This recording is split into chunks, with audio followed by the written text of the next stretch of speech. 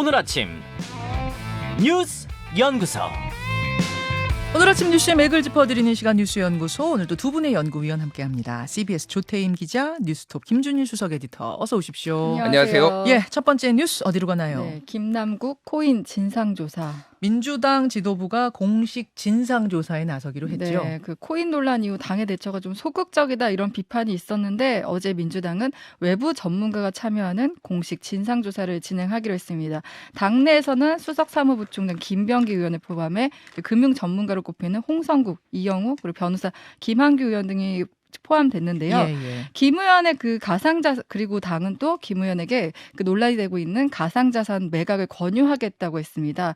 아무래도 당내에서도 김 의원에 대한 비판 여론이 커지다 보니까 이렇게 좀 대책을 내린 듯한데요. 일단 팔아라. 네, 김 네. 의원에 대해서는 뭐 해명의 일관성이 없고 이 때문에 당에 대한 신뢰도가 하락되고 있다 이런 여론이 있습니다. 김남국 의원은 전량 매각하라라는 당의 이 권고를 듣기로 했죠. 네네. 매각 권유에 대해서 구체적인 매각 시기와 절차, 방법 등 당 진상조사단과 협의에 진행하겠다고 했고요. 당의 결정에 대해서도 조사에 적극 참여하겠다. 빠르면 빠를수록 좋다. 신속히 진행해달라 이렇게 밝혔습니다. 이게 논란이 더 커지는 이유는 뭐냐면 김남국 의원의 해명이 나왔는데 해명과는 다른 상황들이 계속 이어지면서 그러는 거예요. 네, 맞습니다. 지금까지 뭐 알려졌던 건 위믹스 85만 주였는데 그보다 더 한 42만 주 더 보유했다는 사실이 나오면서 그렇게 되면은 지금까지 알려졌던 60여 원이 아니라 한 80여 원까지 늘어나고요. 또 그리고 그 2021년 주식을 판 돈으로 위믹스를 샀을 것으로 이제 추정을 했었잖아요. 네. 그런데 어제 JTBC 보도에 따르면은 주식을 판 돈으로는 비트토렌트라는 코인을 또 사들여서 10억 원 정도를 벌어들였다고 합니다. 이것은 김남국 의원이 인정을 했습니다. 네, 그러니까 맞습니다. 그 당시 그 LG 디스플레이 주식을 판 돈으로 산 것은 위믹스가 아니고 토렌트라는 주식이다. 아, 코인이다. 네. 그 코인으로 10억 원 정도를 벌어들였다. 그러면 지금 그 예금 계좌에 돈이 불어난 부분, 그것도 토렌트? 네네. 예, 비트토렌토를 판 돈이 거기로 간 거라는 거기로 거죠. 갔다고 보고 있고 그러면 이제 위믹스는 도대체 어떤 돈으로 산 것이냐 이런 의문이 남는 거고요. 그리고 또 김 의원이 보유한 가상화폐가 또 있었다는 얘기가 나오는데 지난해 2월 그 보유한 위믹스 코인 50만 개를 팔고 클레이페이 토큰이라는 걸 샀다고 해요. 이 코인 역시 투기성이 강한 코인인데 김 의원이 이 코인 매수에 들인 돈이 30억 원이고 이 돈도 지금은 이제 거의 다 잃은 것으로 전해지고 있습니다. 예. 예, 그리고 이제 이해충돌 의혹도 더해진 상황인데 앞서 그 과세유예법 발의로 이해충돌 논란이 있었는데 이번에는 지난 대선을 앞두고 김 의원이 온라인 소통 당장으로 NFT 기술을 활용한 이재명 펀드를 기획 출시했었는데 예. 이 위믹스가 NFT 테마 펀드로 분류된다는 겁니다. 실제 이재명 펀드 출시 이후 그 NFT 테마 코인들이 급등하기도 했습니다. 그러니까 이게 지금 불법성 부분하고 그다음에 국회의원으로서의 도덕성 부분을 좀 나누어 생각해 볼 수 있을 것 같아요. 불법이 있었다. 뭐 이해 충돌이 됐든 불법 자금이 들어갔든 불법성이 있었다면 이거는 뭐 두말할 것도 없는 거고 설사 김남국 의원 주장처럼 불법은 없었어요가 되더라도 이렇게 투기성 짙은 종목에 이렇게 거액을 국회의원이 의정활동하면서 넣어서 굴려도 되는 건가? 이제 이 부분인 것 같아요. 그렇죠. 이제 그 부분도 아마 당 조사 그리고 아마 검찰 수사에 의해서 밝혀질 것 같은데 일단 뭐 NFT 같은 경우에는 그 당시에 워낙 뜨던 기술이라서 이를테면은 뭐 대선 후보들이 그 윤석열 후보는 뭐 AI로 만들고 뭐 이런 거 있었잖아요. 그러니까 뭐 서로 신기술 갖다가 뭐 이것도 해보고 저것도 해보고 뭐 그런 차원에서는 좀 이해를 할 수 있을 것 같아요. 중요한 거는 지금 이 P2E라는 거가 지금 우리나라에서 불법인데 이게 지금 로비 정황이 있다라는 거예요. 좀 P2E가 뭡니까? 설명을 드릴게요. 예. P2E는 영어로 play to earn이에요. 그래서 게임 내에서 게임을 해서 아이템을 사서 요거를 돈으로 환전할 수 있게 만드는 일종의 게임 생태계를 얘기를 하는데 이게 왜 지금 코인하고 연결돼 있냐면은 위메이드라는 회사가 게임 만드는 회사거든요. 네. 근데 이 위메이드가 만든 위믹스라는 코인이 왜 이렇게 떴냐면은 위메이드가 한 20여 개 게임을 전 세계 글로벌에서 이제 퍼블리시를 하고 있어요. 예. 근데 여기에서 그 안에서 게임 아이템들이 나오잖아요. 예. 이거를 사고 파는 거를 이 위믹스로 하겠다. 그래서 거대한 게임 생태계를 만들겠다라는 거를 이렇게 표방을 하면서 이게 이게 뜬 거예요. 그러니까 그게 그래서 바로 play to earn. 여기서 예. earn이란 건 이제 벌어들인다. 돈을 버는 그 거예요. earn이군요. 게임에서 또 너희가 가상 코인 벌 수 있게 해줄게. 이렇게 하니까 이게 근데 그게 돈이야. 예, 현금화가 이게, 가능해. 예, 현금화가 가능해. 지금은 그거는 이제 한국에서는 불법입니다. 게임 산업 진흥에 관한 법률 28조에 따르면은 게임물의 내용 구현에 밀접한 관련이 있는 운영 방식, 뭐 기기 장치를 통해 사행성을 조장하지 않아야 된다라고 해서 이거 불법이거든요. 해외에서는 일부 이제 합법인 데도 있어요. 그래서 지금 이 위믹스 자체가 국내에서는 코인으로만 거래가 되지만 일부에서는 그거를 게임 머니로처럼 이제 사용되고 뭐 해외에서는 이런 상황인 겁니다. 예. 그래서 이거와 관련해서 P2 이 게임 업계에서 규제를 풀어야 된다라고 정치권에 지속적으로 로비를 했다라는 거예요. 그래가지고 실제 이재명 대선 후보 같은 경우에도 2021년, 그러니까 재작년 12월 인터뷰에서 P2E가 세계적인 흐름인 만큼 나쁘게 볼 필요는 없다. 무조건 금지하면 태국 정책을 펼치는 꼴이다. 이렇게 인터뷰를 했고요. 작년에 그 문화체육관광위의 간사 이용호 국민의힘 의원도 지난해 10월 국정감사에서 P2E 게임에 대해서 우선 제한적으로 허용을 했으면 한다. 이렇게 해서 여야 가리지 않고 이게 뭐 로비와 상관이 있는지 그거는 모르겠으나 이런 의견도 있다라는 거예요. 문제는 어저께 게임 학회에서 성명을 발표를 했습니다. 예. 위믹스 이 공동체가 의심되니까 여야 전수조사해야 된다라는 건데 한마디로 얘기하면 3년 전 정도부터 이 위메이드를 포함해서 이 게임 업계가 정치권에 엄청나게 로비를 했다라는 거예요. 그래서 일부는 이 코인 같은 거를 줬을 수도 있다, 직접. 그때는 워낙 가치도 낮고 그러니까 이런 것들을 보좌진이나 국회의원들한테 줬을 가능성이 있으니까 전수조사해야 된다, 이거를 다 지금. 그렇게 게임 학회에서 주장하고 나섰다. 예, 게임 학회에서. 그러니까 예, 이 부분이 뭐 지금 확인된 건 아니지만 게임 학회에서는 흉흉한 그런 소문이 쭉 있어 왔는데 이 기회에 그런 거 다 들여다보자 이런 주장을 한 거예요. 국회의원뿐 아니라 보좌관들까지. 그렇죠. 그런 이제 맥락이 있습니다. 그리고 이제 앞서서 이제 밝혀진 거는 검찰이 두 차례 이 김남국 의원의 이 게임 화폐 이 계좌에 대해서 압수수색 영장을 청구를 했는데 법원이 두 차례 기각을 했어요. 그게 지난 10월과 11월입니다. 네, 지난 10월, 11월에서 그 이후에 이제 검찰이 좀 이거 수사가 막혔는데 다시 지금 여러 가지 의혹이 떠오르니까 재청구할 가능성. 그러니까 원래 압수수색 영장은 발부율이 95%입니다. 웬만하면 발부를 법원이 해줘요. 네. 근데 법원이 발부를 안 해줬다라는 거는 단순히 이게 여기에 돈 많다고 그러면 이거 다 발부해줘야 돼 이런 기류가 있었다라는 거예요.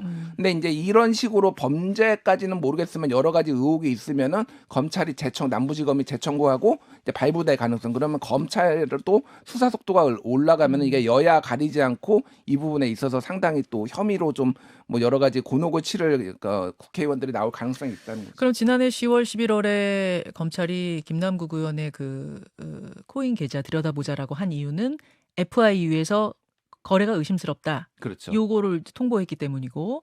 근데 저는 이게 무슨 혐의로 계좌 추적을 하려고 했는가 보니까 정치자금법 위반 혐의였더라고요. 10월, 11월이. 이것도 새롭게 어제 지금 드러났죠. 예, 예. 그러니까 그 부분은 한마디로 이게 대선 자금으로 쓰인 거 아니냐, 뭐 아니면 다른 쪽으로 쓰인 거 의심을 했는데 그것만 가지고는 이제 소명이 안 됐다라고 법원이 이제 기각을 한 거죠. 네, 그리고 영장을 기각한 판사가 그 라임 사태 김봉현 회장 구속영장을 기각했던 부장 판사라고 해서 또 그것도 지금 논란이 되고 있습니다. 자, 이렇게 진행이 되고 있습니다. 여러분 지금 보시는 분들이 아니 근데 김치코인 뭐 열세 종목 갖고 있었고 이런 건 본인이 해명 안 했는데 어떻게 알게 된 거예요? 라고 궁금해하시는데 김남국 의원의 전자지갑 은행으로 따지면 계좌 같은 네네. 거잖아요. 그 전자지갑이 특정이 됐습니다. 예, 이게 워낙 이 블록체인 기술을 바탕으로 한 것들은 찾아내려면 다 찾아낼 수가 있어요. 온라인상 기록이 다 있기 때문에 특정이 되면서 이 전문가들이 찾아낸 지갑을 바탕으로 지금 이런 것들이 나오는 것이라는 거 알려드립니다. 자, 이 이야기는 뭐 인터뷰로 1부, 2부 풀어가도록 하고 두 번째 이슈로 넘어가죠. 네, 태영호 3개월, 김재원 1년. 국민의힘 윤리위가 태영호, 김재원 최고위원에 대해서 어제 징계 결정했습니다. 네. 결과가 극명하게 나뉘었어요. 네, 태영호 의원에 대해서는 당원권 정지 3개월, 그리고 김재원 최고위원에 대해서는 당원권 정지 1년을 결정했습니다. 원래 이제 당초 둘 다 당원권 정지 1년 아니겠느냐 예상했는데 결과적으로 태 의원은 예상보다 낮게 나왔는데요. 이 기간이 중요한 건 내년 총선 출마가 달려있기 때문입니다. 결과적으로 태 의원은 내년 총선 출마 가능성이 열려 있고 김 최고위원의 경우 현재로서는 좀 가능성이 없다고 볼 수 있습니다. 그러면 태영호 의원 징계가 3개월로 당원권 정지 3개월로 나온 거는 어제 최고위원직을 사퇴하겠다라고 오전에 발표한 영향이 있었을까요? 네, 맞습니다. 태의원 어제 이렇게 긴급 기자회견하고 최근 여러 논란으로 당과 당원들 그리고 윤석열 정부에 큰 누를 끼쳤다, 죄송하다 그러면서 사퇴 의사를 밝혔잖아요. 네. 근데 윤리위가 앞서 스스로 지도부 사퇴하면은 징계 수위 낮출 수 있다고 시사를 하기도 했고 어제 실제 황정근 그 윤리위원장이 결과를 보면 알 수 있다. 그 사퇴 의사가 징계 수위에 결정 영향을 미쳤다는 거를 밝혔고요. 태의원의 징계에 대해서는 지금 솜방망이 처벌 아니냐 이런 지적도 나오는데요. 또 김재원 최고위원과 관련해서는 무소속 출마 가능성도 있다 이런 얘기도 나오고 있습니다. 김재원 최고위원이 크게 반발할 줄 알았는데 어제 이 징계가 나온 후에 SNS를 보니까 송구스럽다. 뭐 받아들이겠다라는 취지의 두 문장을 남겼더라고요. 일단 좀 지켜보겠다 요렇게 보고 있는 게 지금 이제 정치권에서 시각인데요. 뭐 향후 어떻게 나올지는 좀 봐야 될 것 같습니다. 이렇게 되면 일단 두 자리가 공석이 되는 건데 지도부 구성은 어떻게 되는 겁니까? 네, 지금 공석이 어떻게 되는 거냐면은 김재원 최고위원 같은 경우는 당원권이 정지되기 때문에 네. 사고로 분류되고요. 예. 그리고 그 태의원 자리 같은 경우는 이제 아예 사퇴를 했기 때문에 거리 상태가 되는 예. 겁니다. 그러니까 사고 같은 경우는 이제 그냥 비워둘 수 있는데 거리 같은 경우는 국민의힘 당원에서 30일 이내에 전국위원회에서 새로 선출하도록 규정이 돼 있어요. 그렇죠. 근데 이 거리 자리를 어떻게 하느냐에 따라서 이제 당내 갈등이 일 수 있다는 얘기가 나오는데 아니 채우는 건 채워야 되는데 네. 채우는 방식을 놓고 네네. 그러니까 어쨌든 당원에는 전국위원 투표로 이뤄진다는데 그 전국위원 같은 경우는 뭐 중앙당, 전국 시도당 주요 당직자로 구성돼요. 그렇기 때문에 아무래도 친윤 후보가 되는 거 아니냐 이런 얘기가 나오고 있습니다. 김준 에디터 네. 어제 징계 이 정도 예상하셨어요? 뭐 자진 사퇴하는 순간 경징계가 나오겠다라고 뭐 예상을 어느 정도 했죠. 오늘 그 한국일보 사설이 눈에 띄더라고요. 네. 태영호 자진 사퇴, 국민의힘의 비겁한 정치적 해법. 뭐 이게 제목입니다. 비겁한 정치적 해법. 예. 무슨 내용입니까? 그러니까 예를 들면은 윤리에 문제가 있어서 이거 처벌을 하는 징계를 하는데 이게 왜 정치적 고려가 들어가냐는 거죠. 자진 사퇴하면은 살려는 드릴게 뭐 이거 이런 식의 방식이 그러니까 어느 게 더 무겁냐, 뭐 죄질이 무겁냐 아니냐 이거를 봐야 되는데 유승민 전 의원도 비슷한 얘기를 했거든요. 그래서 참 이해가 안 된다. 그래서 제주 4.3하고 정광훈 5.18 대 4.3하고 JM에서 녹취록 어느 게 더 무겁냐 이제 이런 식으로 해서 이거가 조금 너무 정치적인 고려를 했다라는 건데 그 얘기는 녹취록 태영호 의원 녹취록 속 내용을 보면 정무수석이 말하자면 일종의 공천 협박 비슷하게 했다는 얘기인데 근데 그거를 지금 거짓말했다는 게 지금 태영호 의원 주장이 내 거짓말이었다 허언이었다. 그럼 이게 훨씬 더 무거운 죄 아니냐. 근데 어떻게 3개월밖에 안 나왔느냐? 그 얘기를 하는 거예요. 그렇죠. 이해가 안 간다. 그런 맥락인 거고 그 거짓말을 했다라는 거를 그대로 파장을 줄이기 위해서 그대로 받아들인 것도 진상조사를 더 해야지 뭐 이런 취지도 있습니다. 그래서 이 왜 경징계가 상대적으로 나왔냐라고 하면은 어쨌든 뭐 당행 지도부에서 요청한 최고위원 사퇴도 있었고 이 녹취록의 파장을 최소화하기 위해서 왜냐면요 공천의 길까지 출마의 길까지 막아버리면은 무슨 짓을 할지 모른다 태영호가 앞으로 그러니까 뭐 소위 말해서 너 죽고 나 죽자로 막 해서 이거 사실이었다 뭐 이렇게 얘기를 하면 안 되니 그래서 공천의 길은 열어두되 이제 이거를 근데 공천은 뭐 약속하거나 그런 건 아니니까 거기에서 다른 당협 뭐 이를테면 경쟁자들하고 이제 경쟁을 해야 되겠죠. 뭐 그런 상황인 거고. 그런 게 아니겠느냐라는 지금 분석이신 거죠? 예. 그런 얘기들이 아니라. 이제 뭐 여러 언론에 나오고 있는 거고. 김재원 최고 같은 경우에는 지금 뭐 징계 불복을 할지 안 할지에 대해서 명확하게 밝히지 않았지만은 일부에서는 징계 불복을 할 가능성의 얘기를 열어두고 있고 그렇게 될 경우에는 이제 이준석 사태가 재현되는 거 아니냐. 그래서 그럴 경우에는 제명시켜 버려야 된다. 또 당에서는 이런 얘기까지 지금 언론에 흘리고 있거든요. 좀 뭐 어떻게 대응할지 봐야 될 것 같습니다. 잠시 후에 국민의힘의 유상범 수석 대변인 연결을 하겠습니다. 이 얘기 좀 자세하게 지금 제기해 주신 의혹까지 제가 다 질문할게요. 다음으로 가죠. 네, 문재인, 홍준표 만난 이재명. 이재명 대표 어제 하루 동안 홍준표 대구시장하고 문재인 전 대통령 연이어서 만났습니다. 네, 어제 윤석열 대통령 취임 1주년인데 공교롭게 홍준표 대구시장, 문재인 전 대통령 만난 건데요. 이 두 만남에서는 주로 이제 일관된 메시지가 소통, 협치 이런 거였어요. 홍 시장과 이 대표 회동은 좀 생각보다 꽤 화기애애했거든요. 그렇더라고요. 네, 정부 여당에 대한 시각이 좀 둘이 공통된 부분이 있었는데 홍 시장이 현 여당 대표 김기현 대표를 향해 옹졸하다 이런 표현을 쓴 부분에 대해서는 이 대표가 웃기도 했고요. 홍 시장은 현재 대통령실에 있는 사람들이 정치를 모른다고 하기도 했습니다. 이 대표 역시 대화와 타협이 부족하다 이런 공감대를 형성을 했습니다. 아니 김기현 대표가 옹졸하다. 대통령실에 있는 사람들이 정치를 모른다. 이 얘기가 제목으로 떴길래 이재명 대표가 그랬나 했더니 홍준표 시장이 한 말이에요, 이게 지금. 네네. 그러니까 이 대표가 홍 시장을 만난 거, 그리고 또 홍 시장이 이 대표를 만난 거, 이걸 두고서는 서로 어떻게 보면 나는 대통령과 달리 상대당과 소통을 한다, 이런 걸 보여주기 위한 거 아니냐, 이렇게 해석을 하고 있고요. 실제 이재명 대표 측 얘기를 들어보니까 대선 1년에 보수의 심장인 대구를 찾아 최고위 회의를 열었다는 것에 의미가 있다, 이렇게 말을 하기도 했습니다. 문재인 전 대통령하고는 어떤 얘기 나눴습니까? 문재인 전 대통령과도 대화의 중요성, 협치 이런 얘기들이 오갔는데요. 그 문 대통령이 그 대화라는 건 정치인에게 일종의 의무와 같다. 대화가 없으면 정치가 제 기능을 발휘할 수 없다고 했다고 해요.